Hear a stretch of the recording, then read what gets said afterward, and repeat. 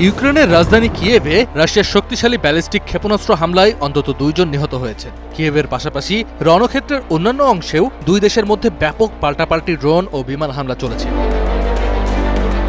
ইউক্রেনীয় কর্মকর্তারা জানিয়েছেন, বৃহস্পতিবার ভোরে কিয়েভের অন্তত 2টি জেলা লক্ষ্য করে ক্ষেপণাস্ত্র হামলা চালায় রুশ বাহিনী। এতে শহরের 2টি গুদামঘর ও বেশ কিছু মালবাহী ট্রাকে আগুন ধরে যায়। কিয়েভের মেয়র ভিতারি ক্লিচকো টেলিগ্রামে জানিয়েছেন, হামলায় 2 জন নিহত এবং এক কিশোর সহ অন্তত 6 জন আহত হয়েছেন। প্রত্যক্ষদর্শীরা শহরটিতে বিকট বিস্ফোরণের শব্দ শোনার কথা জানিয়েছেন।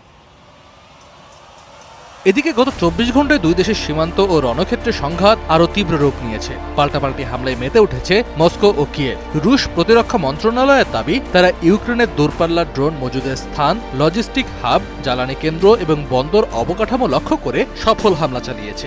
একই সাথে 5.5 শতাধিক ইউক্রেনীয় ড্রোন ভূপাতিত করার দাবি করেছে মস্কো। অন্যদিকে ইউক্রেনের সামরিক বাহিনী জানিয়েছে, তারা রাশিয়ার বেলগোরদ অঞ্চলে একটি রুশ Mi-28 অ্যাটাক হেলিকপ্টারে সফল আঘাত হেনেছে। পাশাপাশি 101টি রুশ ড্রোন প্রতিহত করার এবং সম্মুখ সমরে 73টি যুদ্ধকালীন এনগেজমেন্টের কথা জানিয়েছে ইউক্রেনীয় বাহিনী।